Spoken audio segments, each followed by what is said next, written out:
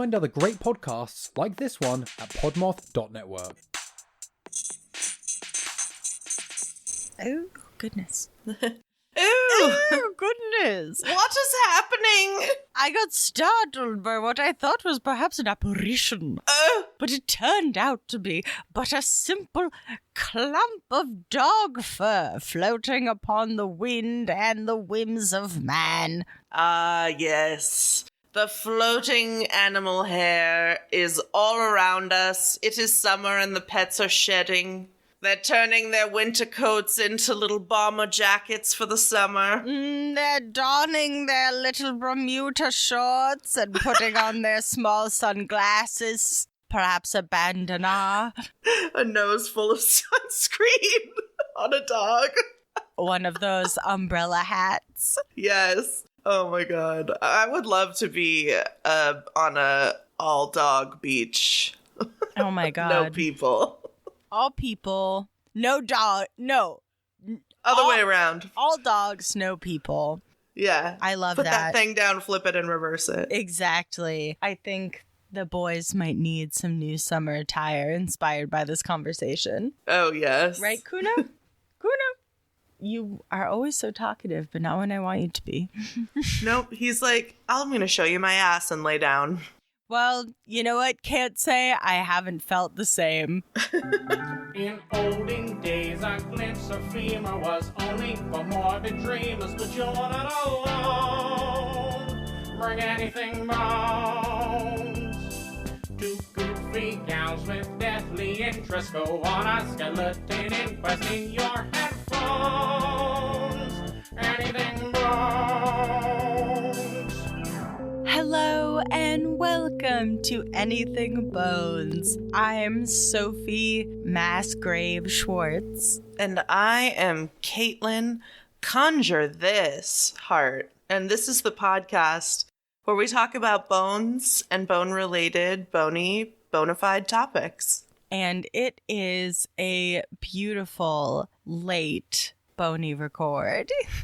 Indeed. It's been a long day in the office, but now it's time to put on my bone seatbelt and strap in. I take off my regular boots and I put on my bone boots. Far less comfortable, but worth every moment. And, you know, my feet have suffered.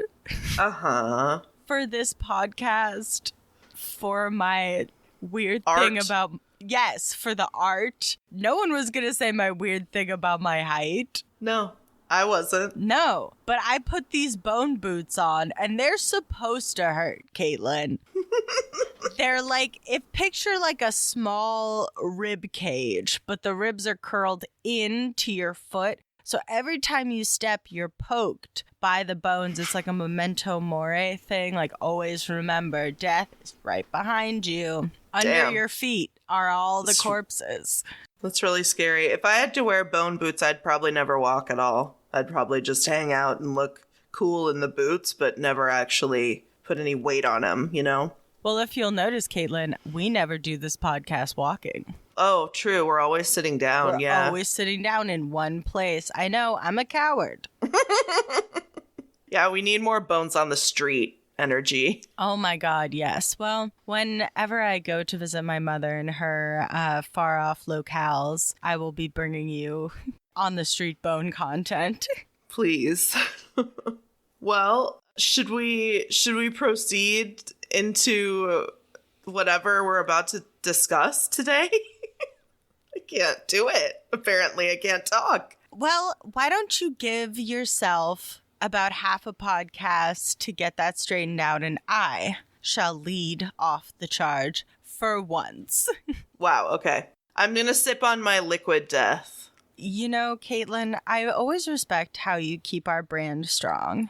I better do more hashtag with liquid death, because that water is good. I was skeptical at first, but their water is good. The can size is great. I agree. When they don't have bubbly at the gas station, I go for the liquid death, even though it makes me scared to drink it in the car because I feel like a police officer will see me drinking it and go, Think it's a beer. Yes! And be like, ma'am, are you drinking and driving? And I'll be like, no. I am drinking. I'm hydrating and driving. Is that a crime? It's water. Yeah. It's water, officer. Officer, it is water. And he'll be like, likely story. Where are the bodies? And I'll be like, I don't know. And he'll be like, tell me. And I'll be like, you'll never get it out of me. And then I will lead a cross-country car chase. I'm talking like 29, 30 states maybe. There's going to be a shootout. So you can understand why I don't want to get into that. Yeah, no, that's very private material. And I can't take the time off of work for a week-long car chase? Yeah. And maybe beyond if you get caught. Oh, yeah, no. Who's gonna organize the packages if I'm in a protracted, very glamorous trial where everyone is looking at my fashions? They will wither and die. So, get on with it, they say, and I shall. Did you have a nice Memorial Day weekend? Yeah, I did, actually. Went to the Oregon coast with my boyfriend, Chris. It was awesome. Aw, that is very sweet. Yeah, our first vacation. Aw. What? That sounds really fun. How was yours? Mine was good. I spent it on the couch watching Westerns, actually. Oh, cool. We watched The Assassination of Jesse James by the coward Robert Ford. That's the whole title of the movie? Yes, and it's like it's like 3 hours long. It's got Brad Pitt in it. Okay. Interesting. But he does play Jesse James. Yeah, okay. It's a lot of cowboy politics, but I enjoyed it. Sounds like a sidebar. It sounds like a True West, just in your description. That play. The Sam Shepard play. It is, but like... It's a lot of dudes talking. Oh, Katelyn, it is a lot of men talking. If you want to spend 3.5 hours watching a bunch of grizzled, dirty dudes talk and then have a shootout that isn't really even a shootout. It's like a couple of guys in a bedroom. Although it is really funny because like 3 guys are in this bedroom, 2 are awake with their guns at the door, 1 is asleep. And then another guy comes bursting in and they shoot at each other. But the guy who was asleep wakes up and just yeets himself out the window and rolls down the snowy roof and into a pile of snow. And right on. That was maybe one of my favorite parts. That's awesome. I had to rewind it. I was like, whoop, there he goes. Peace, suckers. And Joe was like, this is like the most exciting part of the movie. This is the most like action. I was like, this is the most action? Actually, it was a fantastic movie. You'd love it. Sure. Sounds like I would take a nap or 2 in that movie, but overall enjoy it. You just have to get to the end where there's like 1800s theater stuff. Which is some of our favorite schnaz.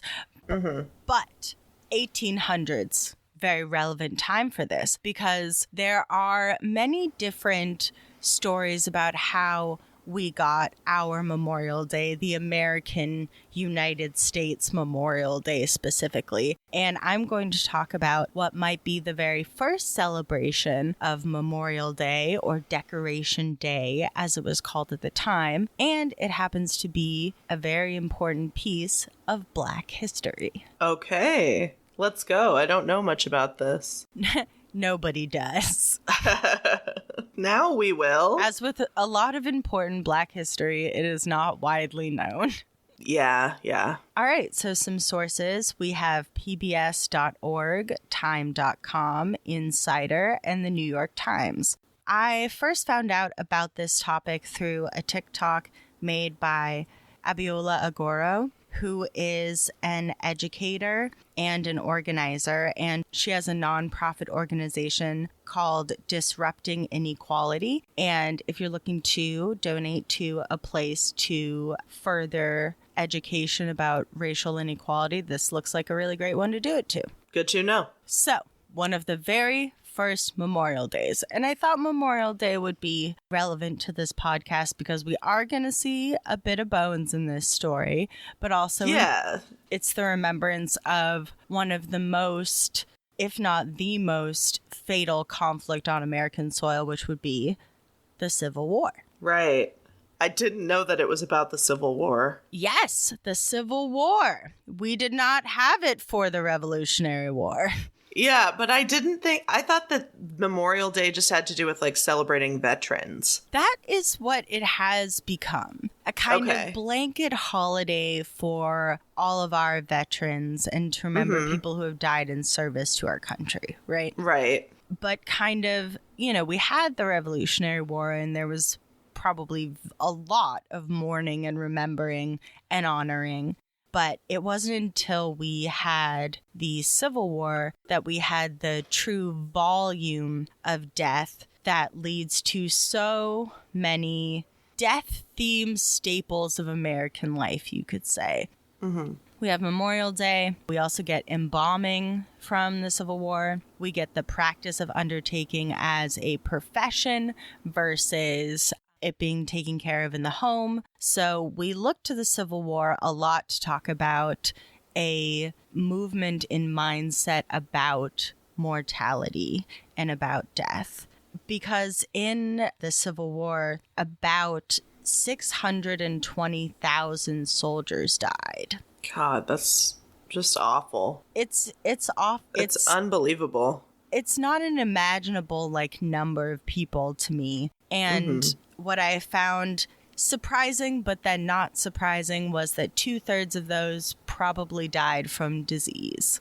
Oh, okay. I was thinking that it was all casualties of war. I mean, you get shot and then you get infected and you get fucked up. Yeah, they you're right. Chop You're right. Something off. Yeah, tomato. Tomato. Hard to really separate the two in the time, I feel. Yeah, that makes sense. And so in the modern age, many researchers have looked to the earliest instance of Memorial Day being celebrated as a woman laying flowers on a soldier's grave in the Civil War hospital town of Columbus, Mississippi in April of 1866. But evidence has been found by the Pulitzer Prize winning David Blight, who is a professor at Yale, that the first Memorial Day celebration or Decoration Day celebration happened almost a year before. Okay.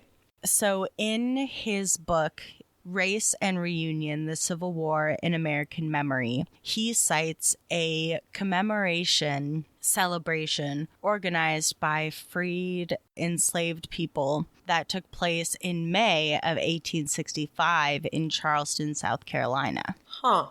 Okay. Yeah, that sounds like something. Oh, it was certainly something. It took place at the former Planters Racetrack, where Confederate soldiers had held Union soldiers during the last year of the Civil War. So this racetrack was called the Washington Race Course and Jockey Club. And it was, okay. The jockeys were there too, lest we forget. Yeah. Big and underlined. Well, I mean, they're jockeys. They're not that big. Oh. Nice one. Jockey joke. Horses. We love them. Nay. Okay. Before and during the Civil War, until it became a war camp, this racetrack was like a posh kind of fancy country club type setting, but they completely transformed it into what was basically a prison for the Union prisoners of war. And more than 260 Union soldiers ended up dying of disease and also exposure to the elements while being held at the racetrack, because they just held them in the open air, pit of the racetrack. Jesus Christ. Yeah, it was not a pretty time. No, that's bad. And, as does happen in war times, all of these bodies of these Union soldiers were just dumped out back in a mass grave. So when Charleston eventually ended up falling and the Confederate troops left this completely damaged city, the former enslaved people were like, hey, we're still here. We're not going to leave because we can't afford to. Yeah. And they saw that all these soldiers had not been buried. And all of these formerly enslaved Black people were like, hey, we're going to bury these people and give them a proper burial. Wow. Which is... That's very generous of them. Jesus. Yeah, extremely generous of them. Just Probably a lot of work, too. Yes. 260, you said? Like, at least? Yeah. It took them like over 10 days to like prepare for this celebration. And part of that was organizing the bodies. They ended up exhuming this mass grave, and both like Black and white residents of the city worked to organize them into rows and build like a little fence around the area and an archway over the top of like a little opening to the fence that had letters that spelled out Martyrs of the Race Course. Oh. Yeah. And after this was done, they set up to have their official celebration, which was attended by over 10,000 people who were mostly, Whoa. who were mostly Black residents. That's awesome. Yeah. That sounds like a good party. It does sound like a good party and not something everyone's likely to forget. Right. So this observance kicked off at around 9 a.m. with about 3,000 Black school children parading down to the racetrack, holding flowers and singing a song called John Brown's Body. Are you familiar with this tune? No, I'm not. So we're going to do just a quick little look into the history for a hot second of this song. At the time, this song, which was like a Union War song, a lot of people who would hear it would assume that the John Brown that they are singing about is the famous abolitionist. Mm-hmm. But it isn't. It's a different John Brown. Yeah, it's a different John Brown who was a Scottish guy in the Massachusetts Volunteer Militia who has the same name. Okay. I'm following. John Brown is a common name. Got it. Exactly. And so his fellow, like, guys in the militia with him would tease him all the time and be like, oh, are you the John Brown? And he'd be like, you guys know that I'm super down for abolition, but I'm not that John Brown. Like, and so the other soldiers kind of like fashioned this fun little marching song about him. Sure. You know, how you casually write a song about your friend. Yeah, love it. How you casually write a song making fun of your friend. I would know nothing about that. As, you know, they came in contact with other units and they were walking around marching from battlefield to battlefield, other people heard the song and were like, damn, this is a great tune. This slaps. Let me get the song lyrics. Yeah, exactly. Well, they, you know, sometimes they didn't get the song lyrics, so they just made up their own, you know? Sure. Like, that's a great tune. I got a story I want to sing to this tune. And so by the time a woman named Julia Ward Howe heard it, it was quite different than what, you know, our guy John Brown, the Scottish John Brown, would have heard on the battlefield. And it was actually published, her written version of it was published in the Atlantic Monthly as the Battle Hymn of the Republic. Oh. Have you heard of that song? I don't think so. It is like the famous, like, Civil War song. If I heard it, I'd probably recognize it, I guess. It's the, like, glory, glory, what a hell of a way to die. Sure. Yeah, you've definitely heard it. Sure. Unfortunately, our guy, John Brown, the Scottish one, would not ever get to hear, like, the final version because he did die in the Civil War, unfortunately. Well, shit. Yeah, that's to be expected, but damn it. Drowned in the Shenandoah. We hate to see it. Okay, I wasn't expecting that, but Right? Yikes. Yikes indeed. But his memory lives on partially through this song. Right. And this is like a very abolitionist song. And I have some lyrics for you here, if you would like. Okay. Old John Brown's body lies a mouldering in the grave, while weep the sons of bondage, whom he ventured all to save. But though he lost his life in struggling for the slave, his truth is marching on. John Brown was a hero, undaunted, true, and brave. Kansas knew his valor when he fought her rights to save. And now, though the grass grows green above his grave, his truth is marching on. Wow. That's great. That's like beautiful. Yeah, it actually is. And so this is the song that they're singing as they are marching. And it has like a million verses if you look it up. Those are just two Sure. that I thought were explained the song well and also had bony type lyrics. Sure. So they wrote a song about him being dead before he died? Well, the song goes on to explain. The song eventually stopped being about the Scottish guy and started being about actual abolitionist John Brown. Okay, sure. And there's lots of different versions of it, sure. Yeah, but what the story basically tells is how John Brown was captured during the Battle of Harper's Ferry and was executed. Oh, damn. But his truth is marching on. Yeah. But his sentiment, his will to fight for the abolition of slavery continues. Yeah. So following behind all of these school children marching and singing and holding flowers, which sounds beautiful, was all of these adults who were representing different aid societies for freed Black men and women. And there were also Black pastors who delivered sermons and led prayers for the crowd and more songs. And then after they had a picnic. Wow. Sounds like a pretty good time, honestly.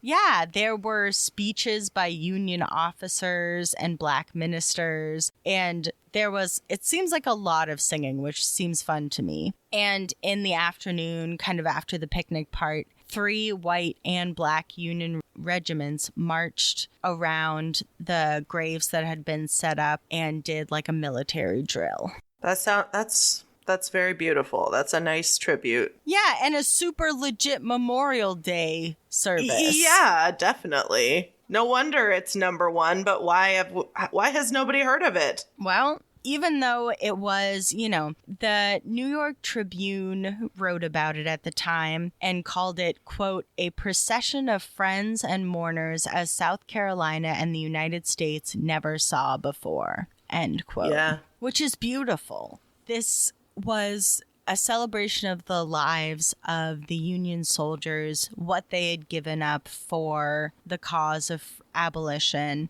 but also a celebration of the end of the Civil War, because the war was over by this time, and all this trauma, all this violence that had plagued the entire country was finally, for the most part, at a close for the moment. Mm-hmm. Right. Never done on that one. But so you just begged the question 5 seconds ago. This sounds like an amazing celebration. Why is this not something that we read in history books? Why isn't this something that little children in schools know about? Sounds wholesome and very family friendly beside the corpses, but it's Memorial Day. Right. So, death's gonna be a part of it. Back to our friend Professor Blight, and I agree with him completely, but this is due to the suppressing of this story by white Charlestonians. Yeah, I mean, I had a feeling that white supremacy was gonna rear its ugly head in here. Oh, did you smell racism? Yeah, I smelled it on the horizon. Oh, yeah. Well, it's not just in the horizon. It's all over Charleston. Because stinky. Yeah, it's more than stinky. It's downright insidious because they made a purposeful effort to not remember this day and this act.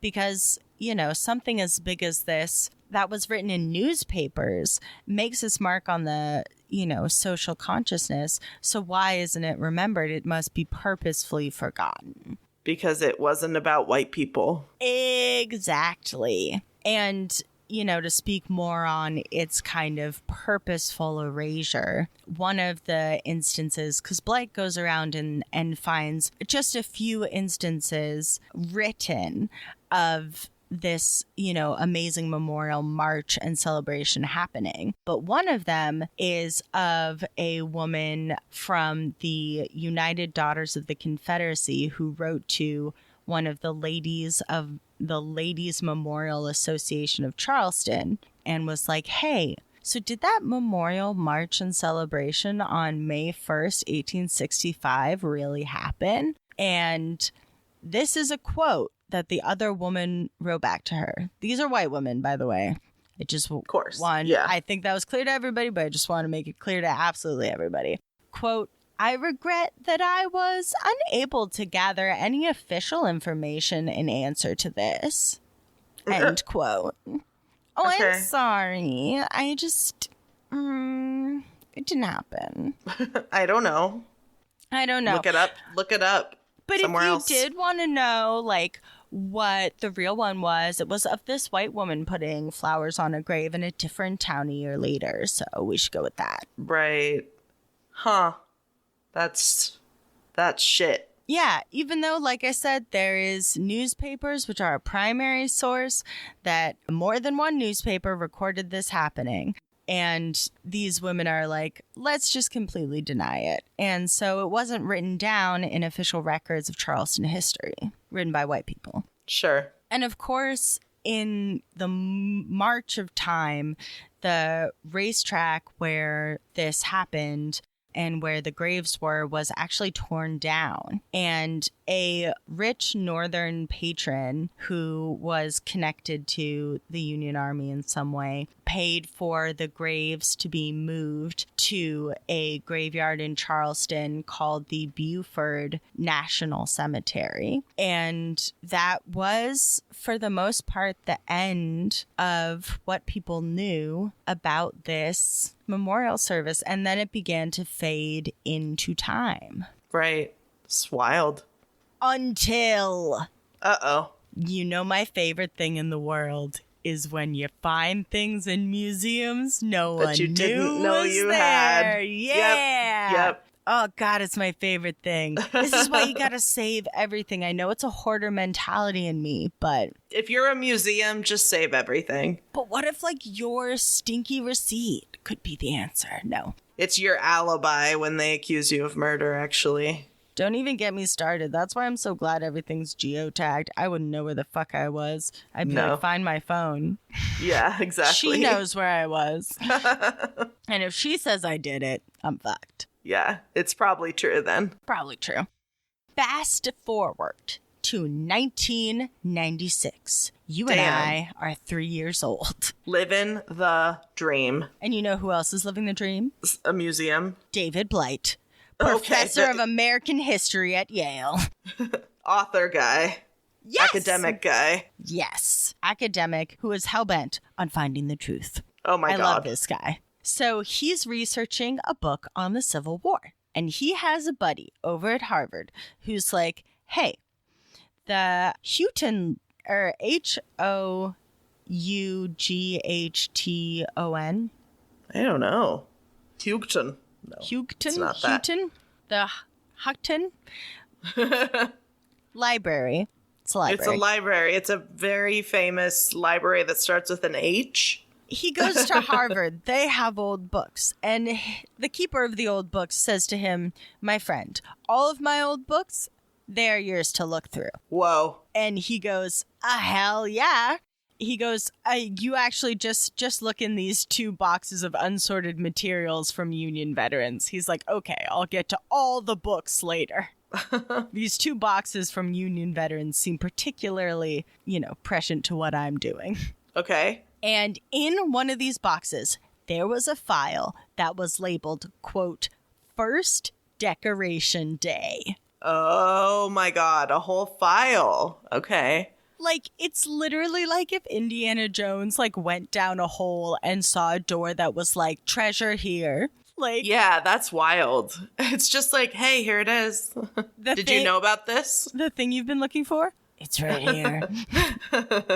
Like, I love that. And, you know, the way this guy tells the story, for him, it was like finding gold. It was like revealing a beautiful, rare artifact, because it is. Information like this is the beautiful, rare artifacts. Like, knowing these things and like pulling back that veil of white supremacy that hangs over so much of Black history, like to see these joyous moments, because that's something I hear from like Black scholars a lot on different platforms, i.e. TikTok, is that like Black joy is very rare in American history and in like current events as well. So to hear about a celebration like this is very important. Yeah.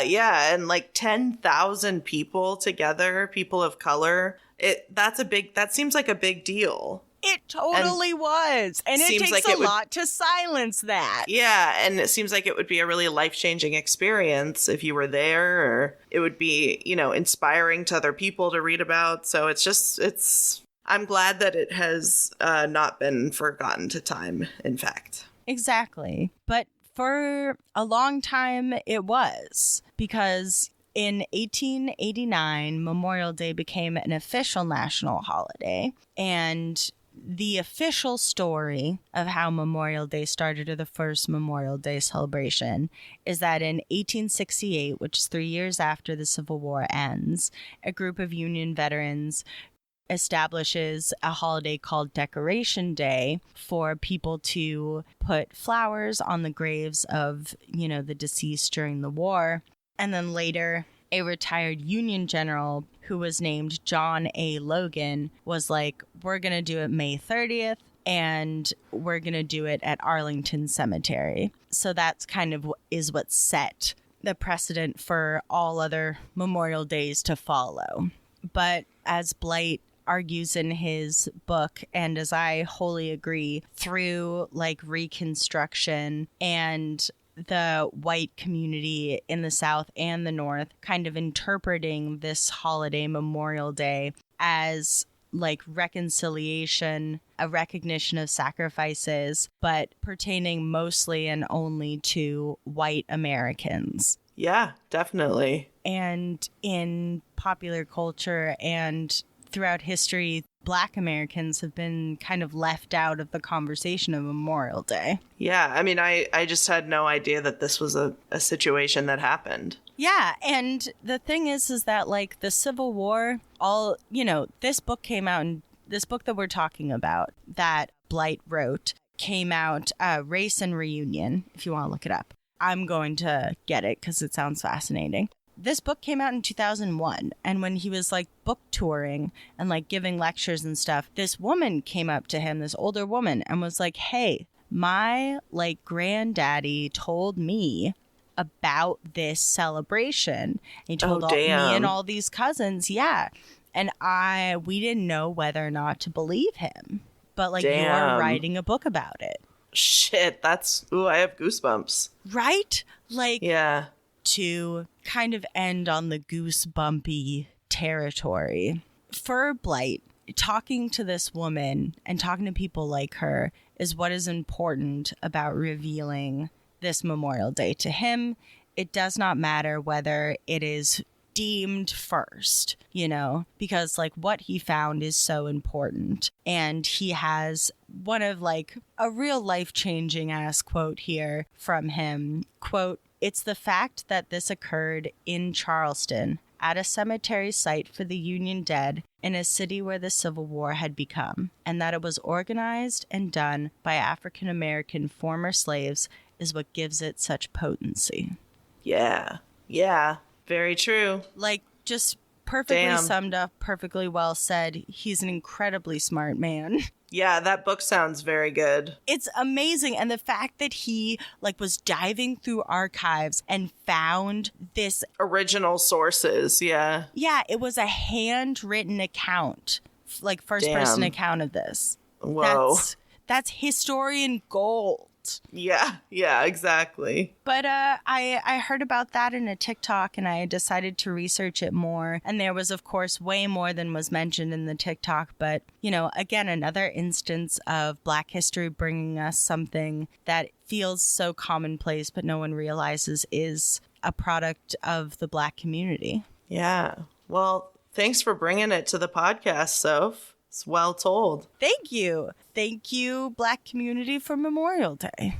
Thank you. Happy late Memorial Day to you all. Happy late Memorial Day to you. And right now, we will skedaddle to the bathroom or to the refrigerator and be right back. Ha ha ha ha! Bye! I'm gonna pee and get a hot dog. Hey guys, I'm Shelby, host of Addicted to Crime podcast. Join us for deep, chilling dives into the evil nature of criminals, and let's take a closer look at their early life and background to see how they got to the day of the crime. This podcast was created in hopes you pay closer attention to your surroundings and hopefully stay safe. You can find us anywhere you get your podcasts, or else on the website www.addictedtocrime.org. Happy listening, thanks for your time, and stay safe.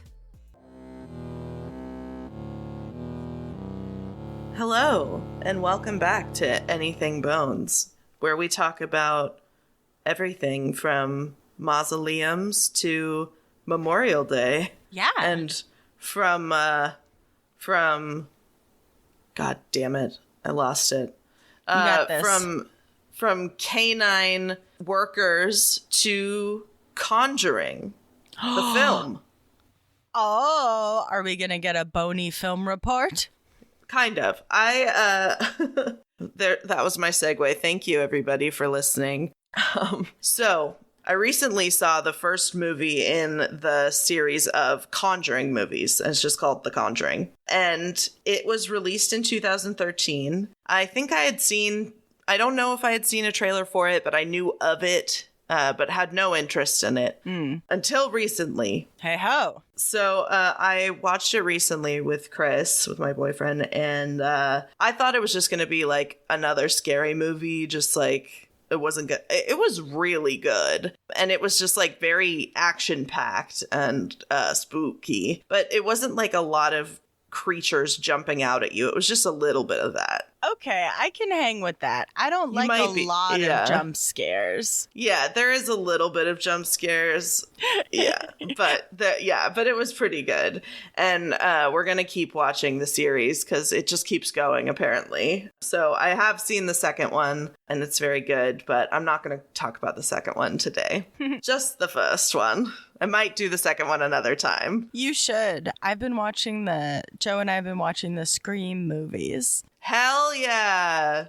Those are awesome. We have too. Oh, so much in common. Parallel worlds. Those are Chris's favorite movies, and our first date was the new Scream movie. Aw, that's really sweet. But you know how sometimes the Scream guy, Mr. Ghostface, is hiding in a closet somewhere? Yeah, obviously, all the time. And he come out with very little notice.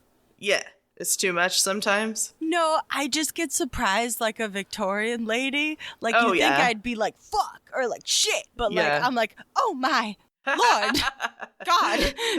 like I get the vapors. Yeah, so dainty. I have a very girlish scream, and I'm not sure how I feel about it. Okay, so The Conjuring it says it when you're watching the movie at the beginning that it's based on a true story, but it really is. I'm excited to hear. Yeah, and for those of you who maybe haven't seen The Conjuring in the last week, this should be good for you. Or if anybody saw it in 2013 and never again, here you go. So the story is based on the experiences of a very famous couple, Ed and Lorraine Warren, who, if you know anything about the paranormal world, you probably know their names because they're probably two of the most famous paranormal investigators that there are. Yes. They've both since passed, but they were very, very famous in their day and had affiliations with like the church, and they boasted that they had, done like 10,000 cases in their career, but, who knows? Which brings me to a very quick tangent. Oh, please. When I was in Toronto for the Sketchfest, there was like an industry night where there was a show going on, but it was mostly people just like drinking and hanging out. And I don't drink really ever. So I was just kind of hanging out and like smoking my weed pen out the theater window. And like I do, but I was talking to this guy from New York whose parents were paranormal investigators. Holy shit. And his parents knew, and he had met the Warrens. Whoa. Damn. Yeah, and I tried to get him to tell me more about it, but he was a little tipsy. He was a little wishy-washy. Okay. That's too damn bad, guy. I know, but I was like, your mom was a paranormal investigator? Wait, you knew the Warrens? Yeah, can you back it up? Like, tell me more. But I just thought that was just such a wild thing to hear at a random party. Oh, definitely, yeah.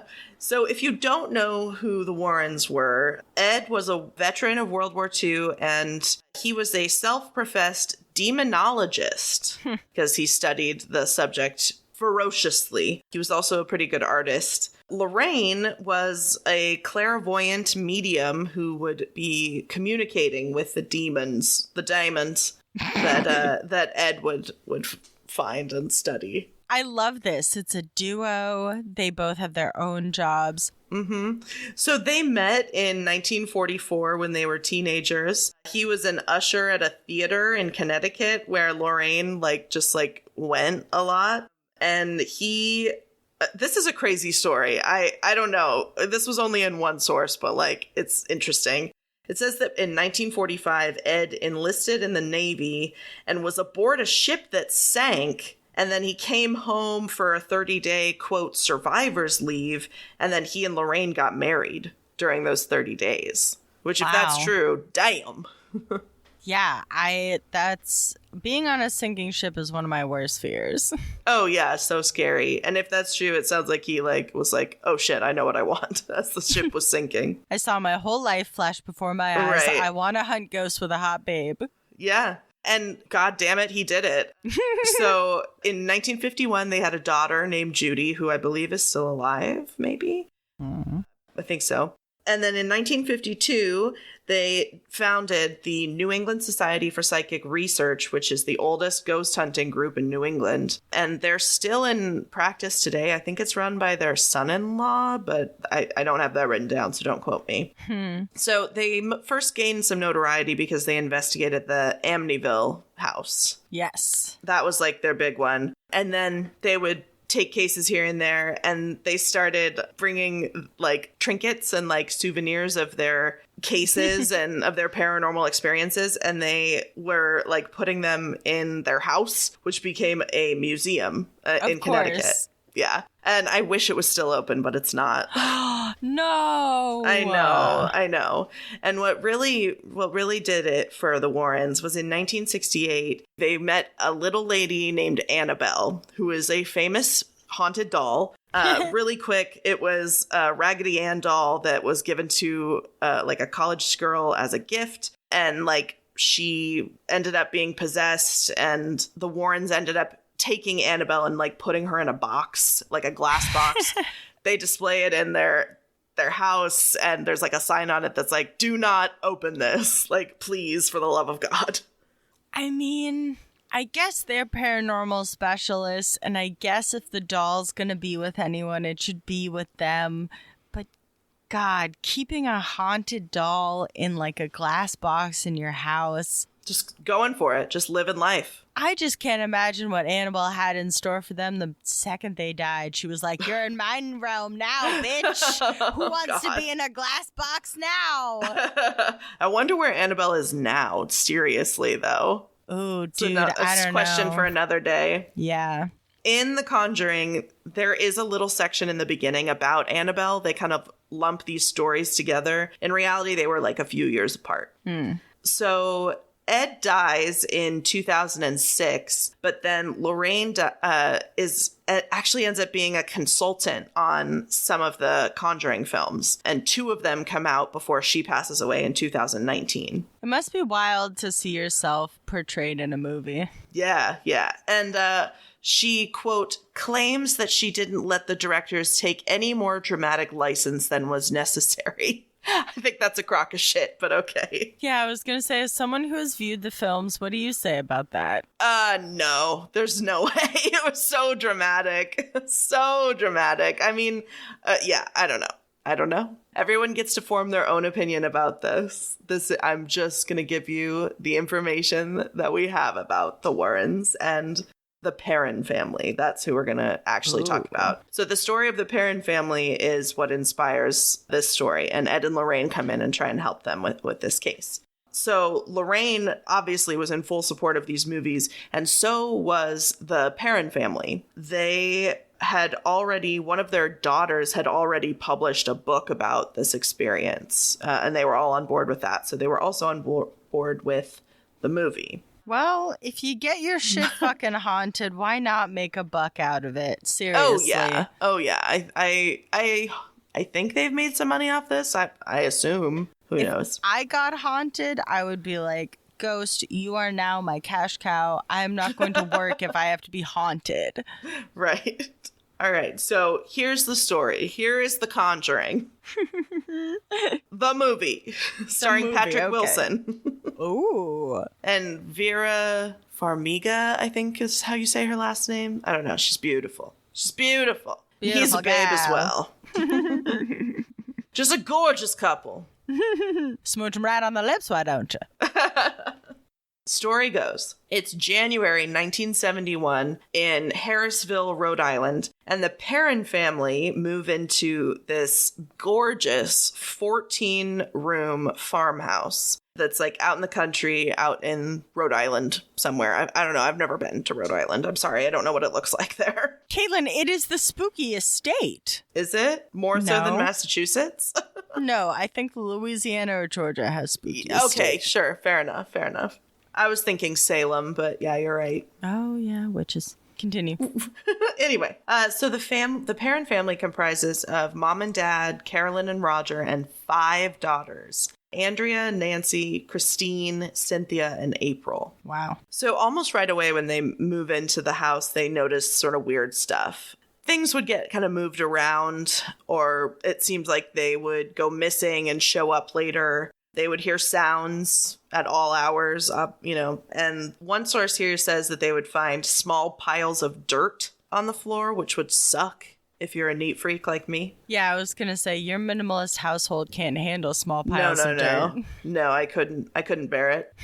So the girls primarily notice that there are like more than one spiritual entity like in the house, but they seem to be harmless for the most part, but it's not going to be the case. Carolyn or somebody, possibly the Warrens, at some point they do research on the farmhouse that they have moved into and discover that it had been in the same family for 8 generations and that there were a bunch of like mysterious deaths, suicides, just bad situations there. Drownings in a nearby creek. Murders, Jesus. Hangings, just Whoa. lots of bad stuff. Whoa. Bad stuff. Murders and hangings? Yeah. Too much. It's just all over the place. I mean, allegedly. So they also come across this one lady. Her name is Bathsheba Sherman. Bathsheba is the evil spirit in this tale, in this like movie. I have actually heard of. Yeah, she wilded out. So there was actually somebody named Bathsheba Sherman who lived near the Perrons' property in the mid-1800s. She was rumored to be a Satanist, and there were rumors about her being involved in the death of either a neighbor child by some accounts or her own child, possibly sacrificed to the devil. We don't actually know. There was either no trial or she was not convicted of anything. But why not smear her name for all of history? Yeah, basically she just has a rumor started about her in the 1800s is still going around. And she did. You know, part of me wishes that I had been a spooky woman in the 1800s just so I could make such an impression on someone that would be like, you know, Goody Schwartz, she fucking strangled a goat once. Like, right? Be like, yeah, tell everyone. This is my favorite. This is utter bullshit, but I think it's great. Hit me. Quote, various articles online will have you believe that her body literally turned to stone when she died, or that Bathsheba died from a bizarre form of paralysis that puzzled and frightened doctors. Their basis is never more than legend and local folklore or internet rumors. And these same articles often state that Bathsheba had 4 children, all of whom died before reaching the age of 4. However, U.S. government census records contradict this, since we know that Bathsheba had a son, Herbert L. Sherman, who lived a long life as a farmer and had a family of his own. Yeah, Dillweeds, you forgot about Herbert. Herbert coming through, living his life to the fullest. Not dying, not being sacrificed to the devil. I just thought that was funny. I love that. Good on you, Herbert, for making it through. It's hard growing up. Mm-hmm.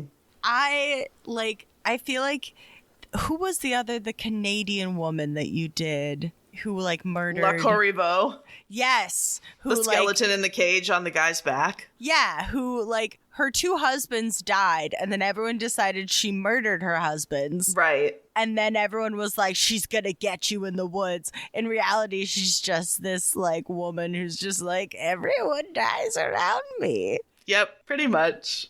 But there really is a grave marker for her. She's buried in a nearby Baptist cemetery in downtown Harrisville. Well, if she's in a Baptist cemetery, she can't be that bad. How bad could she be? She can't be a witch. She can't be a bitch. She's in a Baptist cemetery. She can't be a bitch.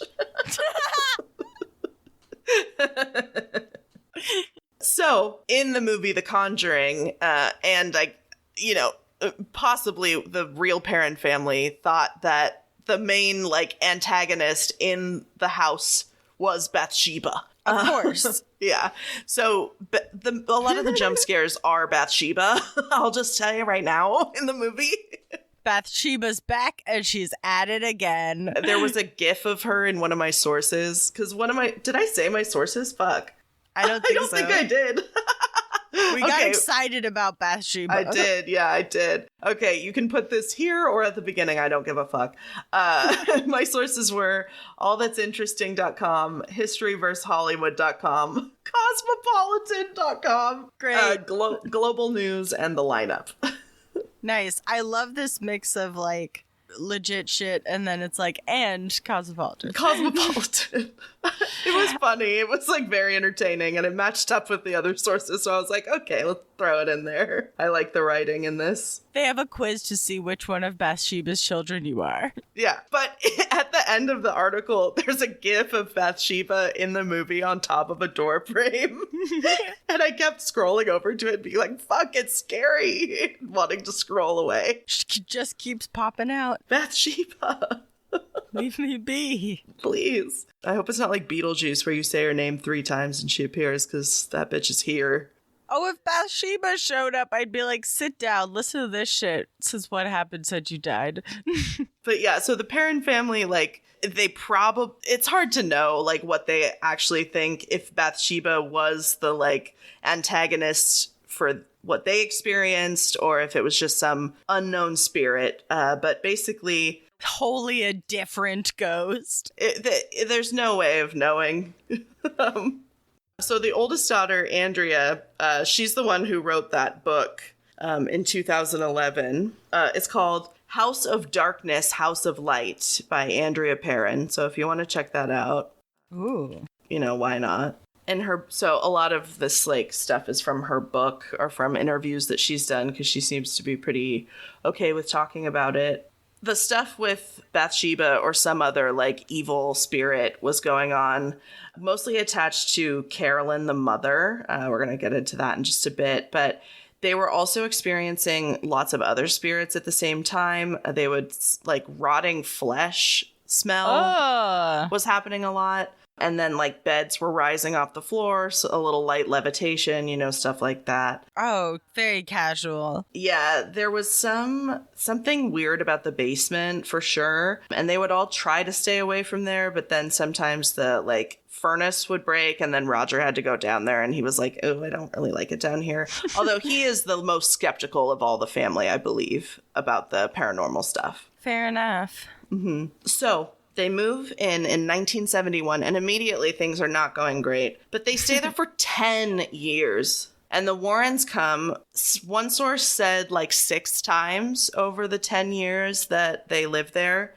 In The Conjuring, they're just there like for a long weekend. But, you know, it's a movie. It's hard because, like, every time you hear about one of these hauntings and people are, like, staying in the house, you go, why don't you move? Mm-hmm. And it's, like, part of me is like, well, it's not that easy to move. Yeah. You know, and, like, it's super expensive. But the other part of me is, like, at 10 years, you've surpassed the, like, sunk cost fallacy. Of, like, even if you bought the house, if it's 10 years of getting tortured by Bathsheba and friends, like, and you have kids, I'm out of there. This 14-bedroom farmhouse is not worth it. Yeah. No. Also, way too much farmhouse. I'm sorry. They are a family of 7, though, bro. Ugh, I cannot imagine. Chaos. I forgot to mention in the movie and in some of the sources about this, Carolyn, the mom, is getting a lot of, like, bruises all the time, and nobody can explain why.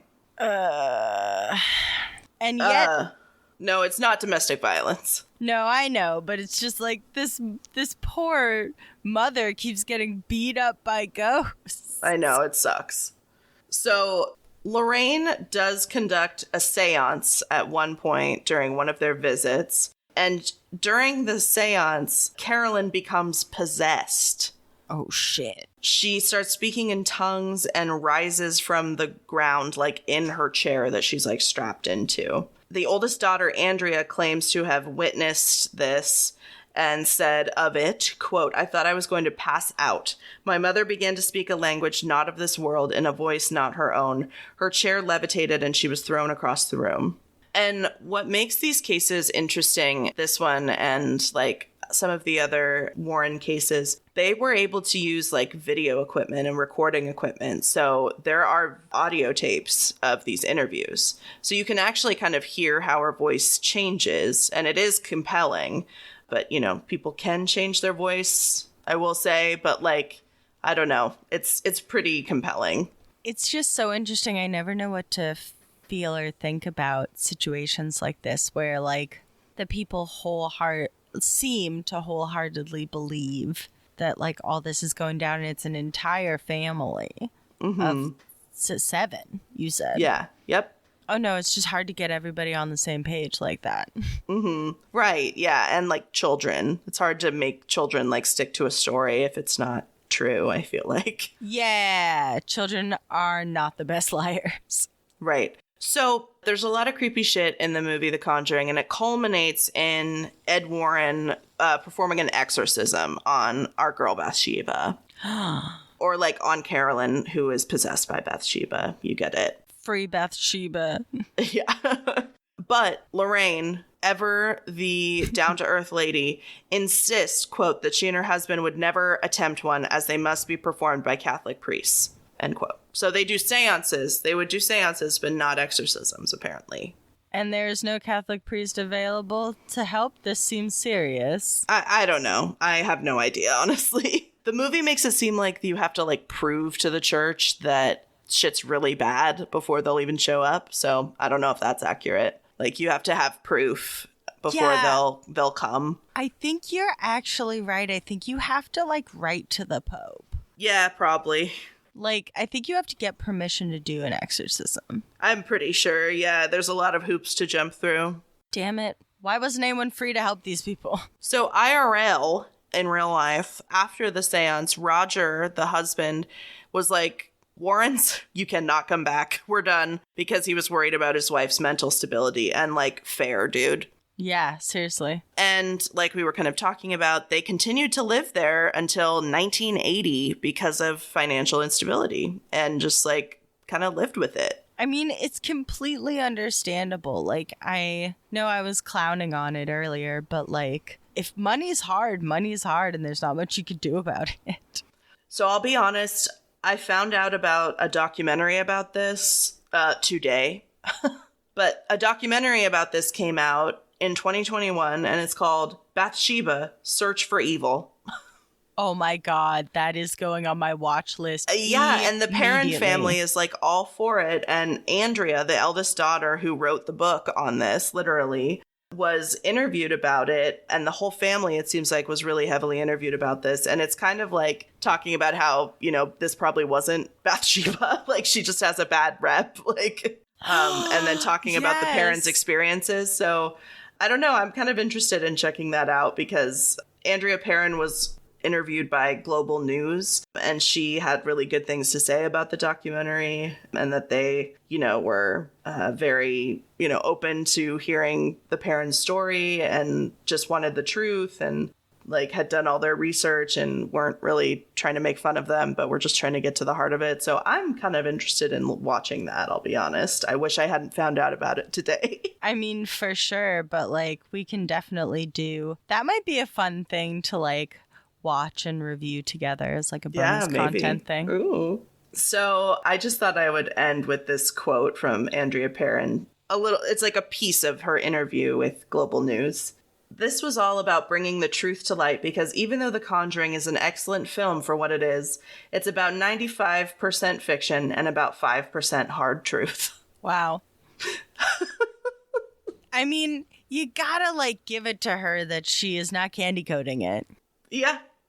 It is over the top. Excellent movie. And yeah, based on an alleged true story. So I thought that warranted a bone topic. Oh, definitely. Especially if Bathsheba has a grave you can go to. Yeah, I saw a picture of it. That's bone topic, baby. That's Bathsheba for you. And I don't think I'm done talking about the Warrens because I find them very interesting. I don't know exactly what I believe because they are very controversial figures in themselves. Like, because people are like, were they serious? Were they not? Like, it's fascinating, I think. Yeah, because it's like some people, this is like, I feel about how the Warrens, how I feel almost about, have you seen these pet communicators on TikTok? Not on TikTok, but like I've seen like Long Island Medium. Yeah, but like on TikTok, there are these people who claim to speak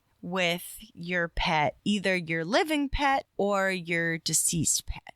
Mm-hmm. Now, I have no trouble. Someone who wants to pay what is probably overpriced to have someone tell them that their pet loves them, because that is harmless. Sure. But like communicating with someone's dead pet to me crouches over to the like communicating with someone's dead relative territory, like almost. And like we've talked about this before about how some psychics, some paranormal people have such like a scammy outset. Like there's some people who are definitely in it for the money, but like there are some people who truly believe. Yeah, and I don't get the sense that they were just in it for the money. Yeah. I definitely don't get that sense from them. But yeah, I mean, I just find them very interesting, and the stuff that they did fascinates me. You should do a deeper topic on them. Oh, yeah. Well, I'm probably going to talk about the second Conjuring movie because they did a case in England that is also highly documented and controversial as fuck. Oh my God. Well, you know I love something controversial. You know I love gossip. And if ghosts and demons are involved... Demons! The demons are coming.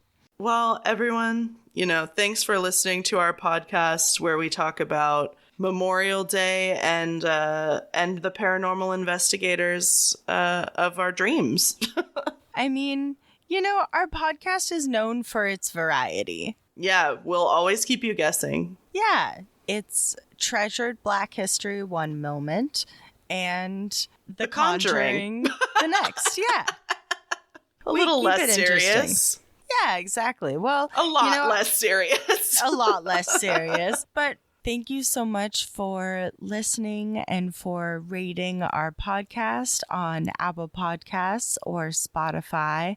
5 stars if you can. And for going over to our Instagram and just hitting that follow very casually. Yeah, casually following us would be very casually cool. Mm-hmm.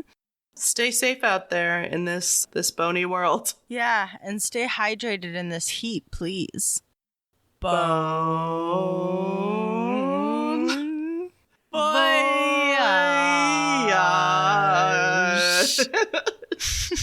That was a long one. Oh, yeah. But goodie, though. Goodbye.